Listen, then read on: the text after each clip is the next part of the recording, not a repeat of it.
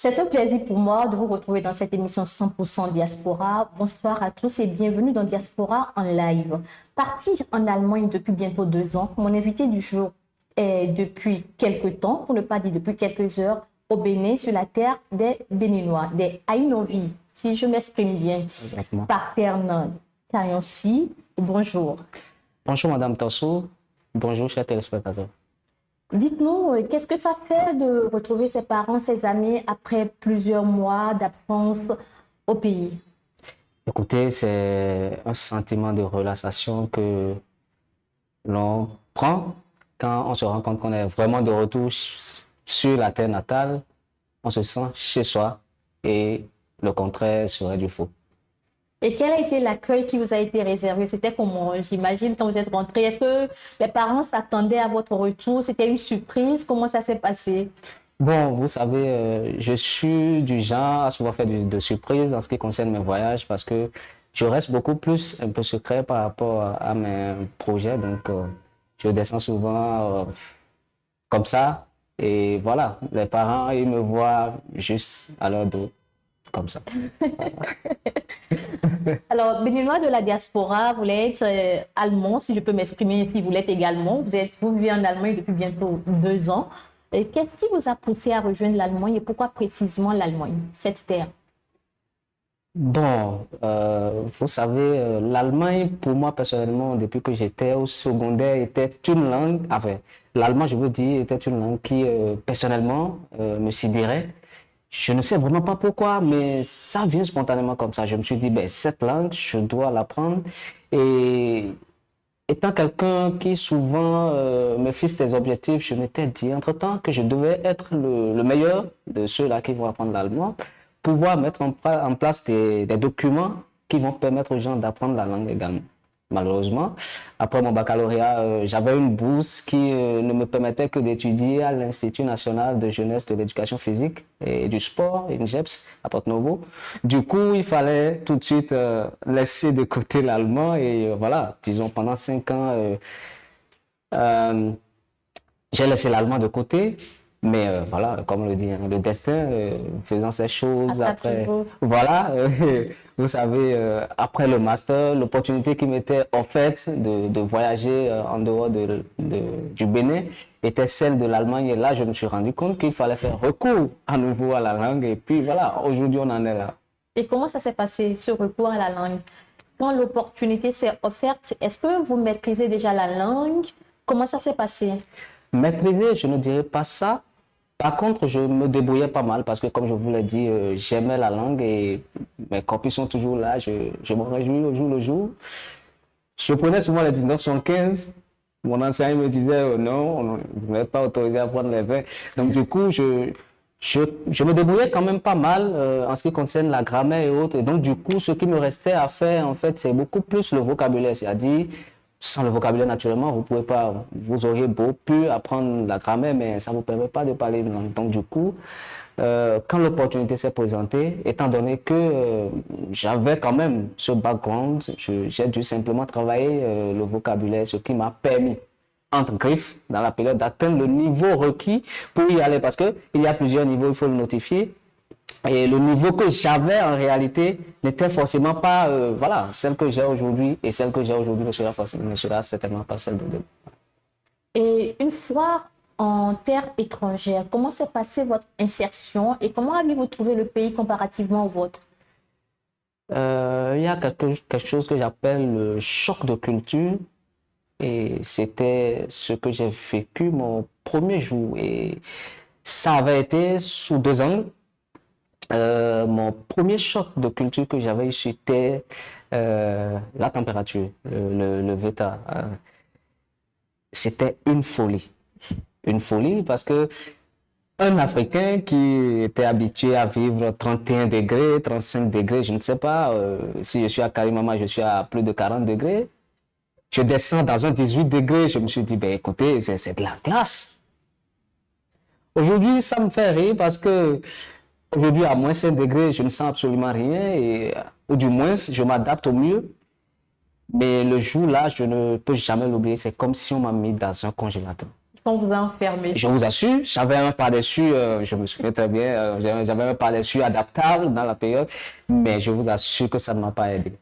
Et mon second choc de culture était celui du vélo, en fait. La ville dans laquelle j'étais parti, si je peux me le permettre, c'était Münster. Et là où je suis reparti, maintenant, c'est Münster. Et c'est une ville verte, on l'appelle ville verte. De toute l'Allemagne, c'est la ville qui vraiment promeut l'éducation verte. Et donc, du coup, il y a vraiment des spécificités. Et parmi ces spécificités, existe cette possibilité uniquement pour les vélos, par exemple. Il y en avait plus de vélos par famille que de véhicules. Je m'étais dit, mais là, chez nous, au pays, ce sont les paysans qui utilisent les vélos, pas les riches, pas les autorités. Mais je vous dis qu'il y en a plus de vélos que de véhicules. Au point où on a créé, il y a des chemins spécifiques pour les vélos. Aujourd'hui, je ne sais pas, peut-être je vais vous envoyer une image par rapport à ça. Et ça a été sidérant, super intéressant pour moi parce que je me suis dit, voilà, là, je viens de découvrir quelque chose de nouveau. Et ça me permet quand même, comme je le dis souvent, de pouvoir identifier tout de suite peut-être quelques éléments qu'on peut améliorer chez nous en ce qui concerne les processus de développement et autres.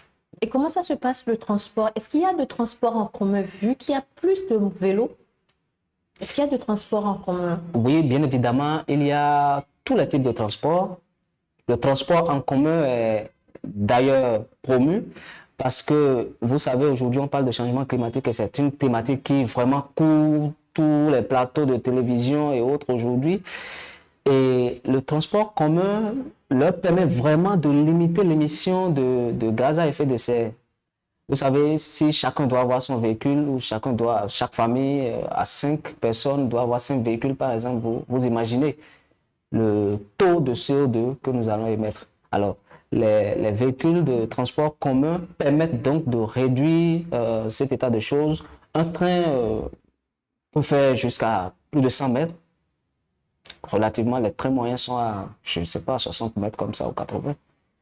Du coup, un déplacement, c'est des centaines de personnes à la fois et c'est moins d'émissions de gaz parce que d'ailleurs, ils sont alimentés plutôt par du courant. Et donc, voilà, Pour la petite histoire, je rappelle, vous êtes un étudiant de l'INGEPS. Vous avez eu à faire le développement communautaire au pays avant de vous envoler pour l'Allemagne, où vous avez eu à faire la faculté des sciences économiques, également le master, ce qui vous fait un double master, si je peux m'exprimer ainsi. Et subitement, vous avez parachuté dans le domaine médical, où vous exercez actuellement à plein temps et à temps partiel en tant qu'assistant social. C'est bien ça. Comment cela s'est fait du développement communautaire à la science économique pour finalement déboucher sur l'infirmerie? Quelle a été l'histoire? Si vous me le permettez, je vais revenir un peu en arrière en ce qui concerne ma formation. Comme vous l'avez dit, je suis administrateur d'action sociale de formation. Donc, j'ai eu un master en spécialité développement communautaire. Et après ça, il y a ce qu'on appelle un programme d'échange. C'est ce que vous appelez, je crois, un master complémentaire, ça s'appelle. Et je l'ai fait également, comme vous l'avez dit. Aujourd'hui, j'exerce par contre en tant qu'infirmier et également en tant que conseiller social, bien évidemment dans 2 institutions différentes. Et pour répondre spécifiquement à votre question, je pense pour ma part, ce que je dis souvent, je dis, comme l'a dit l'autre, hein, il n'y a que les imbéciles qui ne changent pas d'avis. Pendant longtemps, il faut l'avouer, j'avais dit, je ne ferai pas cette formation personnellement, puisque pendant longtemps, après avoir fait ce programme d'échange à l'université de Münster, j'étais revenu au pays et j'ai eu à exercer, j'ai eu à mener des activités, vraiment des activités en collaboration avec aussi bien des organisations internationales que des organisations sociales au niveau national. Alors, l'ego étant souvent flatteur, je m'étais dit pendant longtemps, non, écoutez, je ne peux pas repartir pour faire tel ou tel métier, il faudra vraiment que je fasse ma promotion, enfin, excusez-moi, promotion c'est... Développement communautaire? non, promotion c'est le PhD, comment ça s'appelle? Le PhD, le doctorat, voilà. Ok. Excusez-moi, parce que bon, parfois il y a des mots qui Vous descendent comme réfléchissez en ça. allemand. Oui, parfois les mots viennent spontanément, je m'excuse franchement. Donc du coup, j'avais voulu vraiment faire mon doctorat et mon diplôme en réalité devait être reconnu en Allemagne. C'est-à-dire, il faudra qu'on reconnaisse mon master en Allemagne avant que je ne puisse continuer la formation et faire directement le doctorat. Alors, ce processus de reconnaissance de diplôme prend banalement 1 an. Écoutez, 1 an, vous ne pouvez pas être sur le territoire sans rien faire pendant 1 an. Bon, l'Allemagne, c'est pas comme ça, c'est pas un marché, excusez-moi. Pour y aller, c'est pas facile et donc c'est vraiment compliqué. Donc du coup, je me suis dit, mais non, là, il faudra vraiment se réorienter, commencer quelque chose, ce qui d'ailleurs me permettait d'améliorer aussi rapidement mon niveau de langue. Oui, puisqu'il fallait aussi complémentairement avoir un niveau C1, ce que nous appelons science, parce que pour aller à l'université, il faut savoir vraiment parler. Ce n'est pas ce que nous parlons, excusez-moi le terme, ce que nous parlons d'habitude ici entre nous. Il faudra vraiment avoir Savoir un niveau manier la équilibré. langue. Voilà, il faut avoir un niveau équilibré. Et donc, je me disais, si je reste au Bénin et que j'avais un niveau B1, faire le B1-1, B1-2 pour aller au B2-1, B2-2 et aller au C1. Écoutez, ça va être prend plus de compliqué. temps. Et désolé de le dire comme ça, même pour apprendre la langue ici sur le territoire béninois, c'est entre nous, quoi, vous comprenez? Donc, le bon accent, la tonalité, comment agencer les mots, dans quel contexte utilise-t-on tel mot, il y a vraiment cet aspect-là qui ne sont vraiment pas pris en compte ici. Donc, il faut avoir le courage de le dire. Et je m'étais dit non, il fallait partir sur le territoire, profiter d'un programme qui me permette de rester sur le territoire et parallèlement de pouvoir apprendre et améliorer mon niveau de langue. Et c'est comme ça que j'étais parti pour l'infirmerie, comme je vous le dis. Et voilà, sur la base de mon diplôme que j'avais et de l'opportunité que j'avais d'étudier à l'université, je pouvais donc, sous-jacente, procéder voilà, à un encadrement, ce que je vous dis, comme étant un conseiller social, je pouvais le faire. Donc, voilà, sous couverture d'un enseignant qui m'admirait, de par mon échange avec lui un jour, il m'a dit, ben non, je te propose ce job à temps partiel, puisque au-delà du boulot normal Lequel que des vous deux, faites, assistant social ou l'infirmerie? je parle de l'assistance sociale. D'accord. Pas assistant, conseiller social. Conseiller social. Oui, conseiller social. Donc, il m'a dit, ben, écoutez, on a besoin de vous chez nous. Vous pouvez rester on fait 10 heures par semaine. Donc, du coup, je vous offre cette opportunité et ça vous permettra aussi d'avoir de nouvelles expériences. Et je continue d'en avoir. Ce que je ne comprends pas, est-ce qu'entre-temps, au pays, avant de rejoindre l'Allemagne, vous avez déjà fait l'infirmerie? J'ai eu à travailler avec plusieurs organisations, sociales aussi bien nationales qu'internationales. Parmi lesquelles il y avait la Croix-Rouge béninoise où j'avais travaillé pendant longtemps en tant que volontaire secouriste. Alors, le secourisme, en fait, se classe dans le domaine de la médecine ambulante.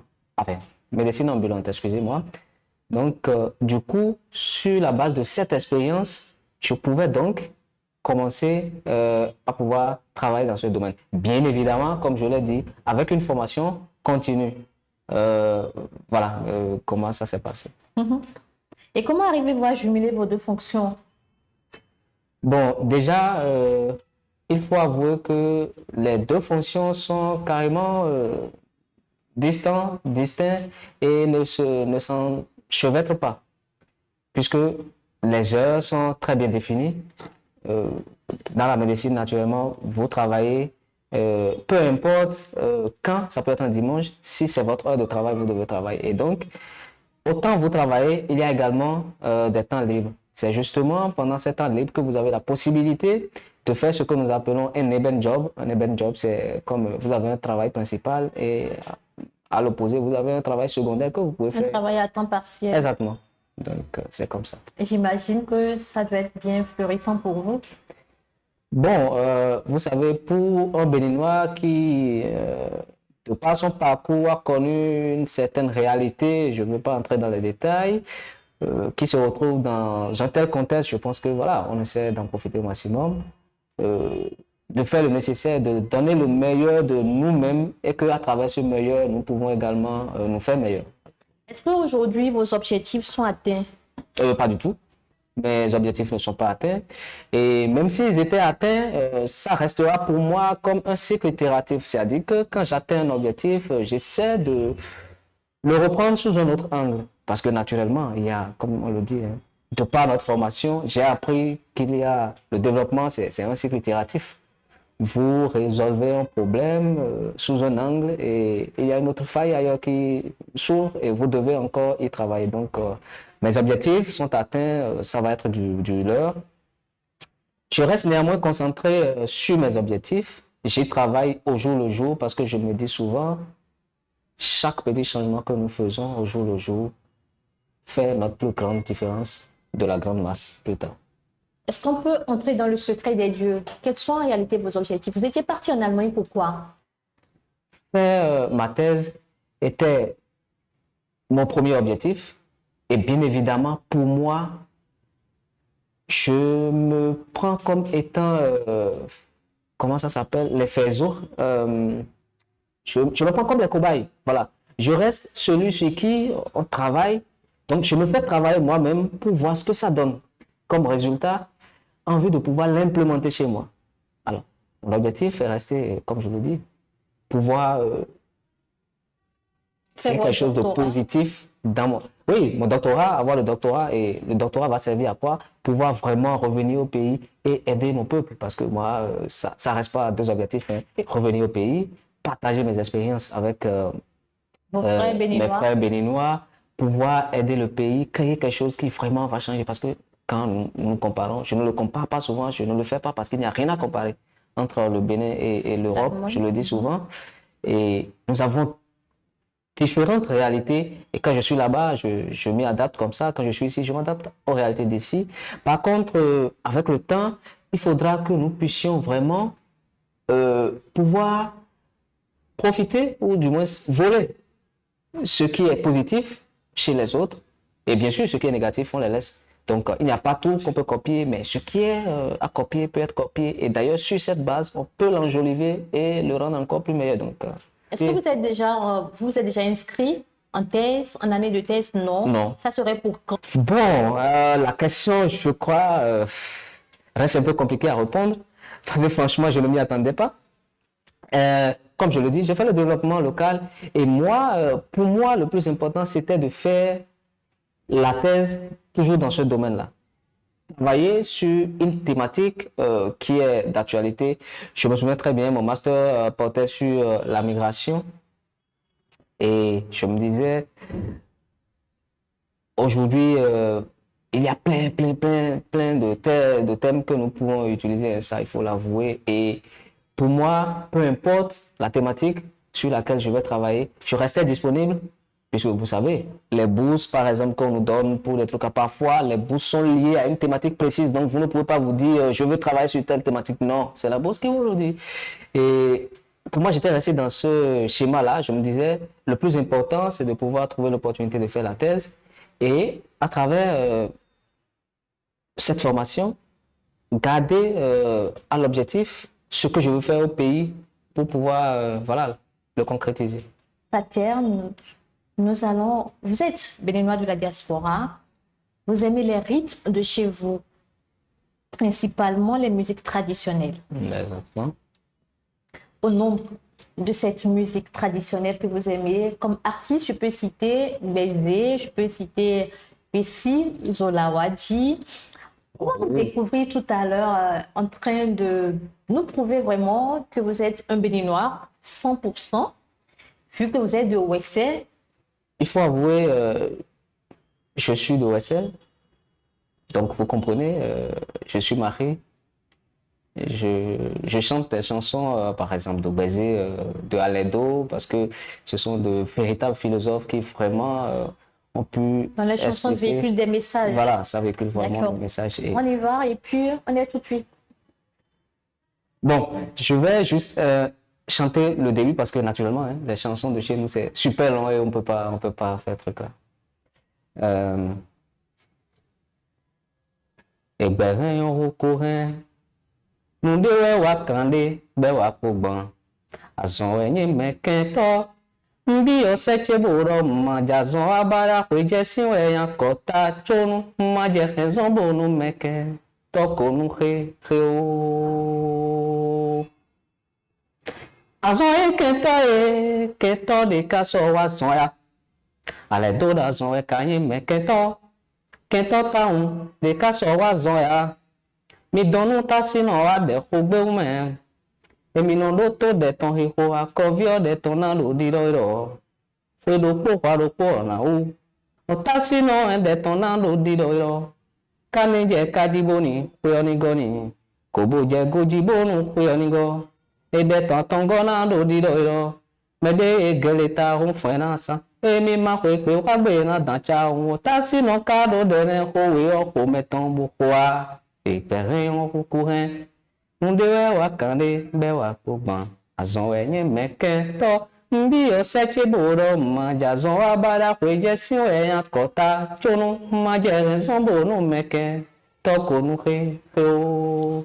Bravo et félicitations à vous. J'avoue que vous avez une très bonne timbre vocale. Merci beaucoup. Et s'il y avait les instruments, je crois qu'on aurait un artiste sur scène. En tout cas, félicitations. Je ne suis pas sûre de faire mieux que vous en matière de chansons traditionnelles. Je ne suis pas très sûre. Alors, quels sont vos passe-temps favoris? Je fais à la base un peu de tout. Je fais du karaté, je fais du sport de façon générale, le jogging. Voilà, l'exercice, voilà, ordinaires à la maison chaque matin. Lire, c'est ma passion aussi parce que j'aime lire les nouvelles informations, savoir à quel niveau les autres sont avec la technologie et où nous en sommes ici au Bénin. Je suis désolé de le dire comme ça, mais voilà. Et puis, voilà, comme je vous l'ai dit, écouter de la musique locale. Ça, c'est beaucoup. Quand je travaille, quand je crée mes projets, par exemple, j'ai à côté la musique en arrière-plan qui vraiment m'adoucit l'esprit, me ressource et qui me permet vraiment de pouvoir travailler. Qui vous inspire. Ah oui, je vous assure. Une fois au pays, qu'est-ce que vous faites à vos temps morts? Il faut avouer qu'au pays, je n'ai presque jamais de temps mort. Parce que déjà, avant que je ne descende, mon calendrier, il est souvent hyper chargé. Par contre, oui, j'essaie toujours de refaire, comme je le dis, je fais aussi bien le karaté là-bas qu'ici. Le centre que je fréquentais à Calavi. Et donc, quand je descends au pays, pour les temps d'exercice, je descends aussi là-bas pour pouvoir continuer les activités. Ne pas perdre la main parce que je dois rééquilibrer ce que je suis en train de rater au pays là-bas. Si je ne vais pas au cours là-bas, il faudra que je puisse rattraper ces heures-là ici pour préparer ces vite fait. Partez, nous sommes pratiquement à la fin de cette émission. Quel est votre mot de fin à l'endroit de vos jeunes frères et sœurs qui sont au Bénin, qui rêvent de voyager comme vous, de découvrir d'autres pays, d'accomplir leurs rêves? Déjà, voyager, ce n'est pas la solution à nos problèmes. C'est le premier élément. Par contre, je dirais, ayez un objectif pour lequel vous travaillez au jour le jour. Alors, chaque petit changement que vous opérez au jour le jour vous différenciera des autres demain. Alors, vous ne pouvez pas, je ne sais pas, vouloir payer, je prends un exemple de véhicule, vous voulez payer un véhicule d'1 million, l'autre veut payer un véhicule de 10 millions. Vous ne pouvez pas vous lever un jour pour cotiser ces 10 millions. Alors, si vous savez que celui qui veut payer un véhicule d'1 million cotise 5 francs par jour, vous pouvez cotiser 10 francs par jour. Alors, donc c'est pratiquement ça. Donc, si on implante ça de l'autre côté, c'est que vous avez un objectif très précis, peu importe le chemin, les raccourcis par lesquels vous allez pouvoir atteindre ces objectifs, restez figé par rapport à vos objectifs, ne vous laissez pas déconcentrer.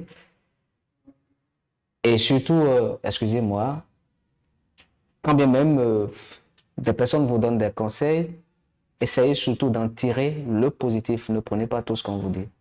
Parce que vous restez vous-même par rapport à vos objectifs et pas le contraire. Et voilà qui est bien dit, voyager n'est pas l'essentiel, l'important. Ce qui est plus important, c'est d'avoir un travail, d'avoir un objectif pour lequel vous vous battez au jour le jour. C'est sur ces mots de Pathé Tayansi que se réfère le Diaspora en live de ce jour.